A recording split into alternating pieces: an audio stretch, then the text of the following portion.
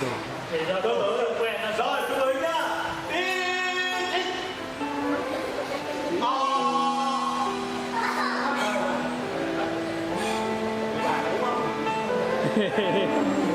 Sẽ cần 5 người các bạn.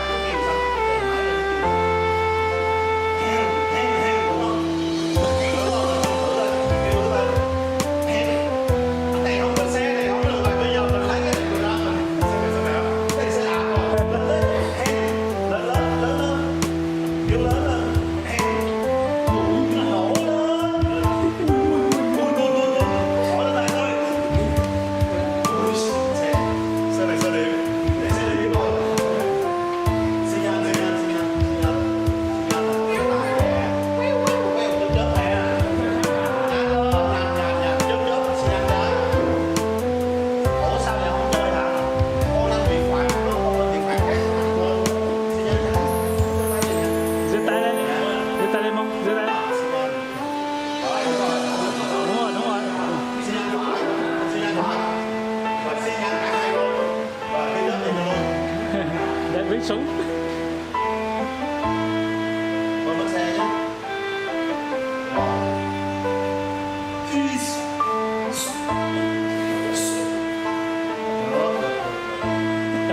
Có điều với bánh này chưa?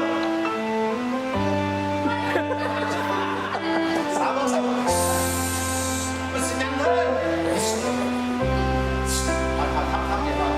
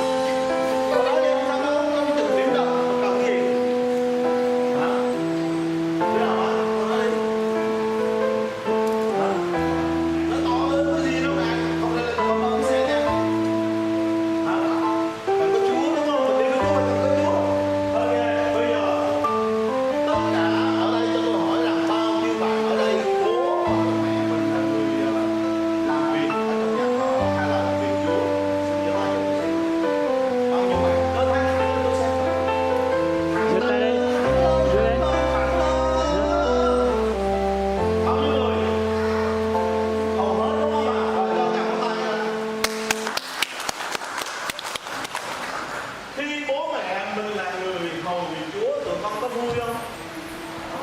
Có vui Vui không? to lên. Đứa nào vui giơ tay coi nào.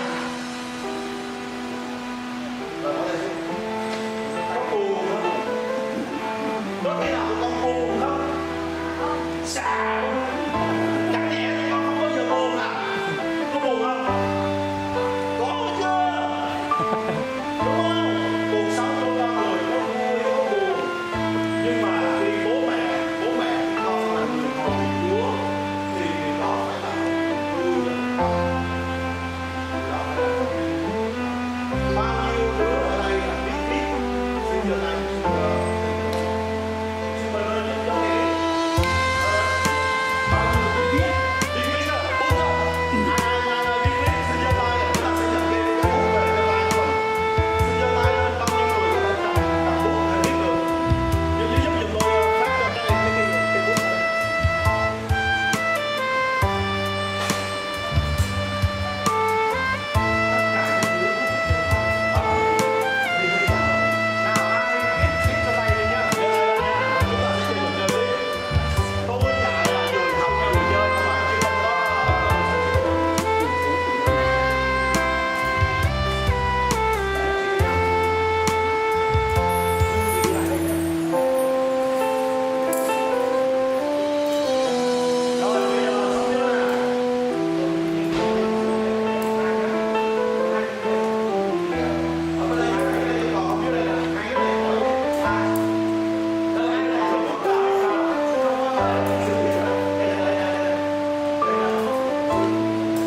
Rồi bây giờ chúng ta sẽ cùng chơi trò chơi này nữa. Bây giờ mình tập nha. Bây giờ mình sẽ đếm từ 1 cho đến 4. 1, 2, 3, 4. Ha. 1, 2, 3, 4. Thì một lát ai ở số 1 thì ngồi ở đây. Số 2 ngồi ở đây, số 3 ngồi ở đây, số 4 ngồi ở đây. À, hiểu rồi.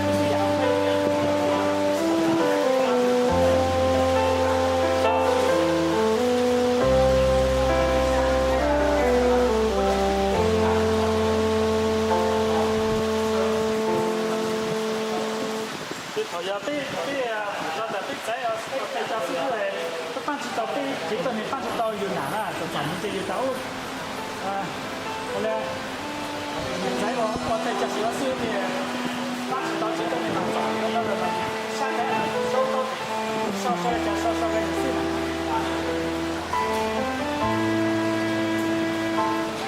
Để mà cái này ghi 3 điều thôi, đừng ghi nhiều. ที่คอซื้อ 3 điều rồi, cái này nó số bố mẹ mình là nó không nhiều lắm, nó phải là nào. 干嘛闭着？我妈都这样。我这地不少当的吃饭呢，饭少点。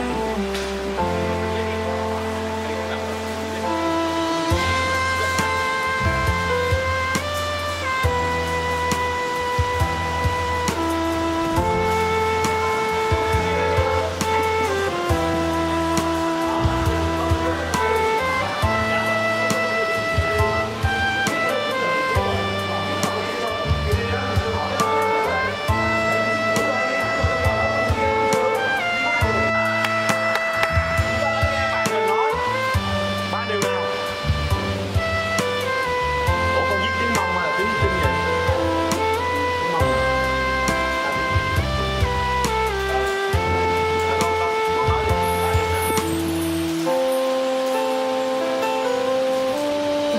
好，这都，Ba điều nào nói đi con. 老师拿。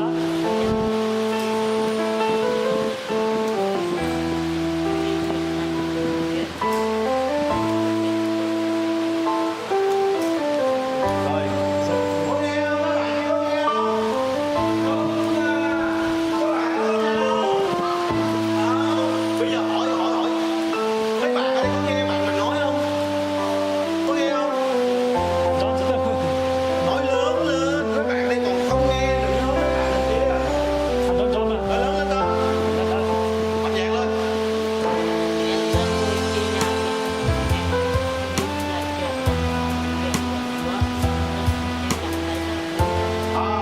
Em rất vui vì bố mẹ làm điều Chúa và em tưởng là điều đó là em đã vui rồi, đúng không? Điều thứ hai là gì? Điều thứ hai là gì? Nói rồi. Còn không?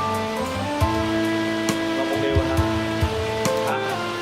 Ok, một điều, ok, còn số mấy con? Rồi.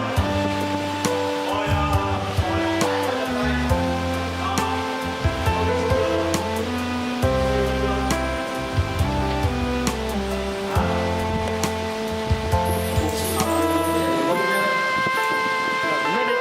准备，准备。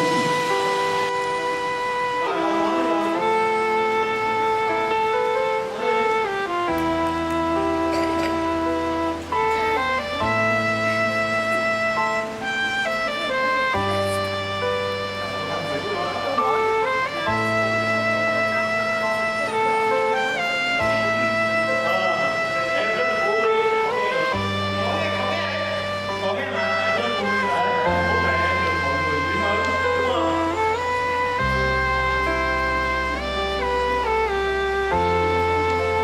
Biết nhiều hơn về Chúa.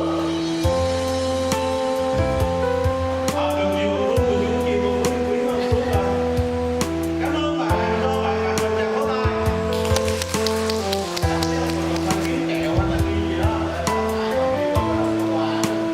Thành đâu rồi. Cô anh đi đây, có quà nhá, cô anh đi đây.牧师先照挂。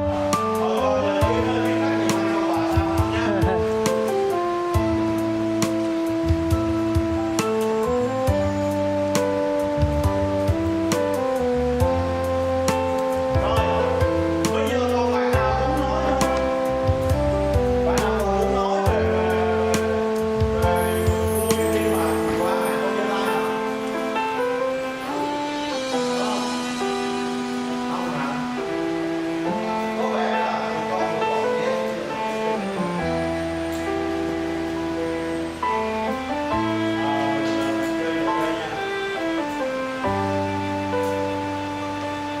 Tất cả chúng ta cùng nhau đứng lên.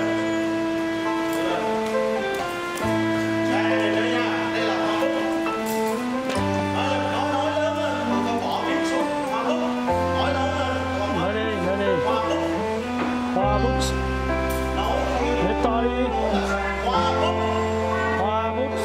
hoa nở, Hoa nở. nở cười lên chứ, hoa nở, Hoa nở cười. Hoa bút. hoa nở, hiếm, hoa hiếm, mặt buồn buồn chứ hoa hiếm, mặt tươi được hoa hiếm, hoa vàng, dễ không? Chỉ có một bàn tay, chỉ có một cái tay này thôi, bây giờ làm lại, hoa bút. Tụi con phải nói lên, hoa bút. Hoa bút. Kêu to đi, kêu to đi, kêu to đi.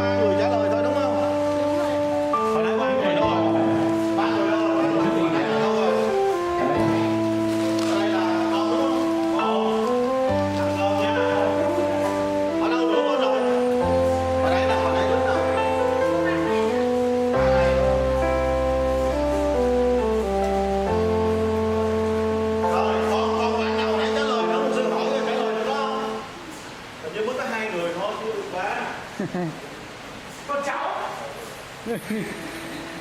cháu lại ngoan nhất đấy.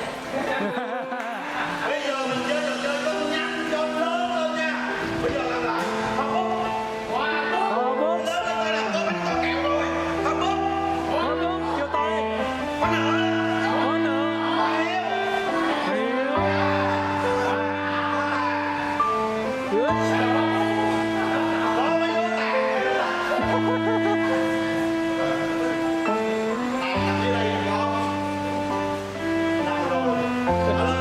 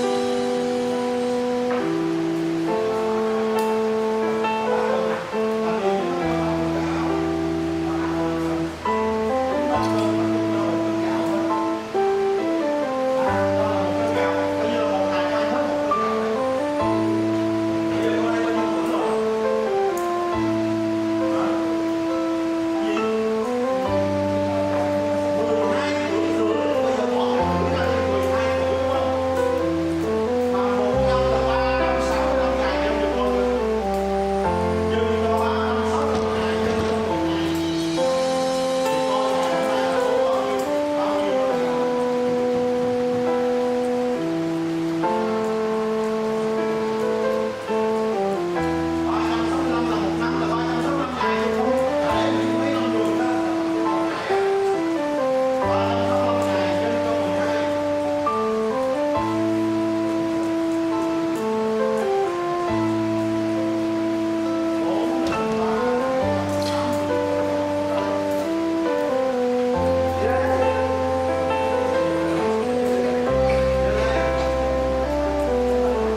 giới thiệu mấy đứa con. Bạn mình 12 tuổi. Ngày hôm nay đã tốn của bố mẹ khoảng 4.000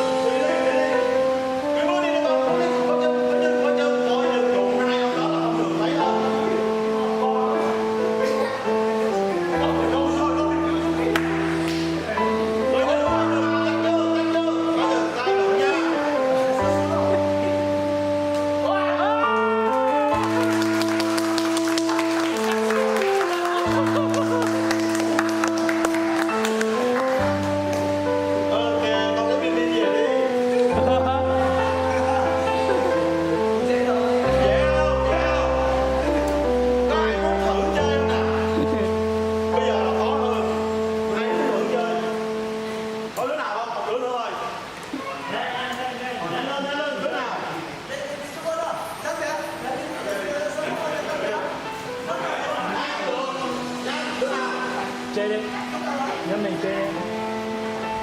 Bây giờ đến từ một bạn, ok, Đấy. Đấy. rồi. Bây giờ mời hai thầy giờ giùm tôi hai ghế đi ra ngoài.